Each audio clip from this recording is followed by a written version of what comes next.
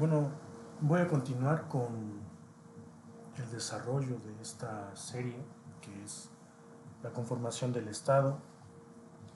Ayer ya vimos a Bobbio, ¿no?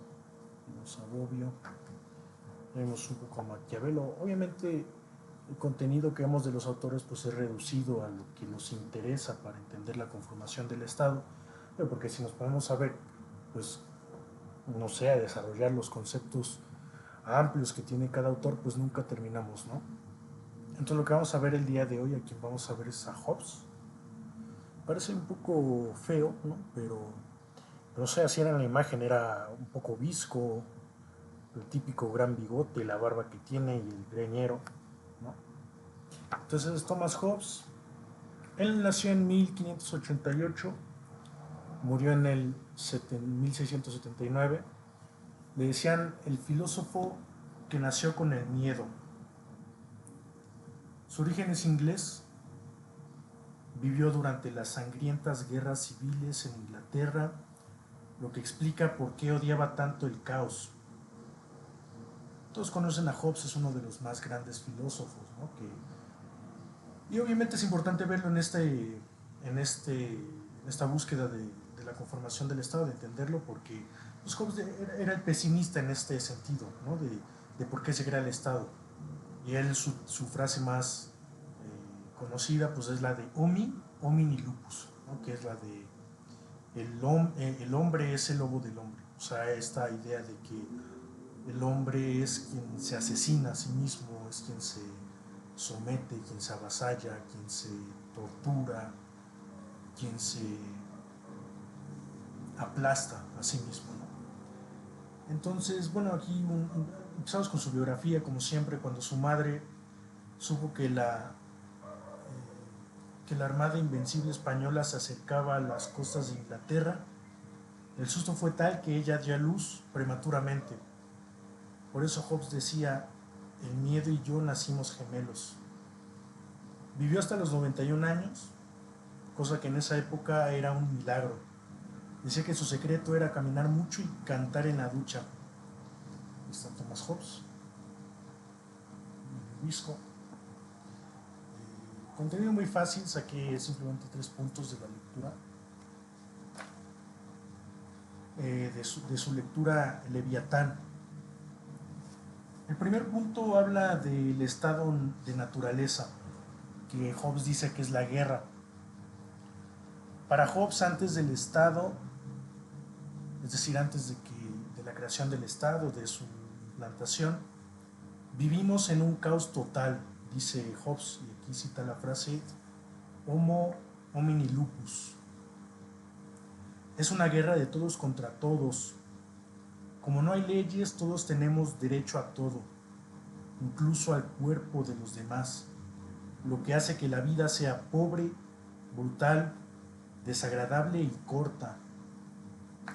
Esa es la visión de Hobbes, ¿no? Una visión pues, pesimista, pero pues, que explica cuál es la necesidad de crear un Estado, cuál es la importancia del Estado, porque sin un Estado pues no hay leyes, y si no hay leyes, tal cual como lo acabamos de decir, o sea, no, todos tienen derecho a todo, y eso incluye el cuerpo de los demás, es decir, tú puedes asesinar, y si no hay un Estado que te lo prohíba, entonces vamos a desarrollar esta idea de Estado. El punto 2 dice, el motivo del contrato, dice que el Estado es un contrato y que el motivo es el miedo. ¿Por qué nos unimos? Por miedo a una muerte violenta. Queremos seguridad y paz por encima de cualquier cosa, incluso de la libertad. Bueno, ya Hobbes toca un punto muy importante sobre la libertad, que también es un tema que se puede desarrollar de manera muy amplia, porque no sé, en términos actuales podríamos hablar el caso de China, que es un caso que seguramente estaré abordando bastante durante estas conversaciones, estas reflexiones, porque en argumentos muy simples, China ha tenido un gran éxito, ha tenido un modelo exitoso, pero no es y hay quienes se atreven a plantear China es capitalista, China es capitalista. pero es hipócrita porque hace cosas comunistas. Hay quienes directamente dicen que es comunista, hay quienes dicen que es neoliberal, ¿no? Cosas tremendas. China tiene un modelo híbrido, un modelo eh, con orientación comunista. Y bueno, y después ojalá toquemos el tema de lo que es el comunismo, seguramente lo haré porque es un tema muy complejo. La gente muchas veces no sabe diferenciar ni lo que es el comunismo con el socialismo, ¿no? Hay quienes he escuchado, incluso amigos, ¿no? Que son muy buenos, inteligentes, pero se tiran frases tan tremendas como si los socialistas supieran de economía no fueran socialistas. Los socialistas no existen además. El socialismo, pues después lo explicaré con amplitud, pero en términos muy simples, el comunismo es el modelo, es la superación dialéctica, ¿no? Después vamos a ver lo que es el método dialéctico. Es una tesis más una síntesis, perdón, tesis más antítesis igual a síntesis, muy simplemente así. Es la superación del capitalismo, es lo que decía Marx, que él decía, pues cada modelo económico, cada sistema económico crea aquello que lo va a sustituir. En el caso del feudalismo creó el capitalismo, en el caso del capitalismo va a crear el comunismo según Marx.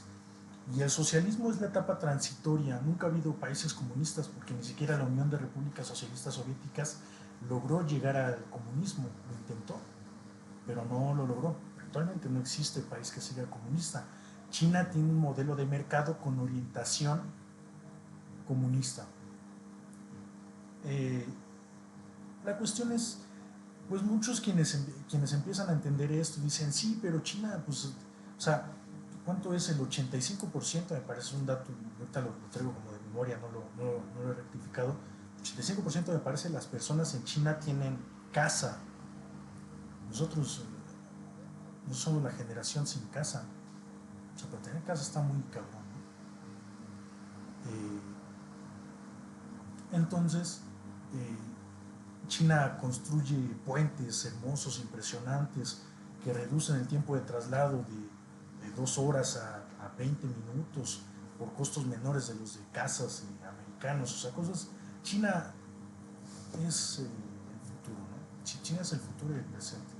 O sea, quien se diga antichino, quien se diga anticomunista, pues va a pasar mal porque este va a ser el siglo de China, ¿no? Entonces, pero dicen, bueno, sí, tiene algunas cosas buenas, pero ¿y a qué costo, no? ¿Dónde queda la libertad? Entonces existe el mito, la creencia vaga, burda, de que China, al ser comunista, bueno, lo mezclan conceptos como dictaduras, ¿no? O sea, cosas muy tremendas, pero la libertad es, a veces, y como lo acabamos de ver, decía Hobbes, ¿por qué nos unimos? Por miedo a una muerte violenta, queremos seguridad y paz por encima de cualquier cosa, incluso de la libertad. Es la importancia del Estado. Y un Estado tiene que ser fuerte, como lo es en el caso de China. O sea, si no hay un Estado fuerte, el mercado es quien dicta, y el mercado, no me acuerdo quién decía, el mercado es un pésimo amo, pero es un excelente esclavo. ¿Qué quiere decir que es? El mercado tiene que ser una herramienta fundamental. El mercado no es propio del capitalismo, y que el mercado seguirá existiendo en el comunismo en caso de que haya comunismo. Pero tiene que ser dominado por el Estado, porque si no es la ley de la jungla. Tiene que ser un Estado fuerte, como lo es en el caso de China, y controlar el mercado. Entonces el Estado se crea para salvaguardar la integridad de las personas, la seguridad, para evitar muertes violentas, como lo dice Hobbes, incluso por encima de la libertad. El Estado naturalmente te va a quitar algunas libertades. En el caso de México están pasando cosas particulares, está fortaleciendo la regulación de los datos biométricos, por ejemplo, ¿no? Ya tiene que ver con agendas extranjeras, ¿no? Hay quienes, Claudia Sheinbaum, Clara Brugada, tiene que ver con agendas extranjeras, la Agenda 2030 y cuestiones mucho más complejas y estructurales. Pero eso es lo que dice Hobbes, o sea, y me parece muy interesante, muy importante, de lo más resaltable, ese segundo punto, porque es la importancia del Estado. O sea, si no hay Estado, pues es la ley de la jungla la que rige. El tercer punto, por último, para no hacerlo muy extenso, el Leviatán es el Estado, dice Hobbes, el Estado absoluto. Al firmar el contrato le entregamos todos nuestros derechos a un soberano, el Leviatán, excepto el derecho a la vida, ¿no? El Leviatán tiene que proteger el derecho a la vida, es decir, el Estado. El poder absoluto, el soberano no firma el contrato, nosotros firmamos entre nosotros para obedecerlo a él. Por eso su poder es indivisible e incuestionable. Eso es el Estado. Hobbes dice que esto es el Estado, ¿no? Bueno, entonces ya vamos aclarando más un poco lo que es el Estado, porque hay quienes hablan de manera muy abstracta de lo que es el Estado sin tener rigor de lo que es, pero hay muchas formas de entenderlo, pero o sea, hay gente que habla del Estado, el gobierno, y ¿qué es el gobierno? ¿No? O sea, el gobierno pues es el presidente, y luego no hay división de poderes, no existe el legislativo, el judicial. Pues también son. Entonces cuando dices gobierno te refieres al presidente o a los diputados o a los senadores o a quién, ¿no? Entonces son cuestiones muy abstractas, pero Hobbes ya nos va dando una idea, en principio, de por qué existe el Estado, del contrato que hacemos con el Estado, lo voy a recalcar, a subrayar. El tercer punto, el Leviatán, el Estado absoluto. Al firmar el contrato le entregamos todos nuestros derechos a un soberano, el Leviatán, excepto el derecho a la vida. El poder absoluto, el soberano no firma el contrato, nosotros lo firmamos entre nosotros para obedecerlo a él. Por eso su poder es indiscutible e incuestionable, ¿no? Entonces ahí queda Hobbes, filósofo súper importante que, o sea, de Hobbes se puede aprender muchísimo, es un personajazo, un gran filósofo. Pero para lo que nos interesa, que es la conformación del Estado, esos son los puntos más rescatables. En esta visión de lo que es el Estado, Hobbes es el pesimista, como dice aquí abajito, el pesimista, porque al final voy a hacer una tabla con los que vienen, que son Locke y Rousseau, y ellos tienen otra forma diferente de ver el Estado, pero vamos a quedarnos con esta parte de Hobbes, y al final pues vamos a aplicar la dialéctica, ¿no? Vamos a ver qué rescatamos de cada tesis para sacar una síntesis. Entonces, bueno, voy a dejar aquí el video y voy a proceder con John Locke. Muchas gracias.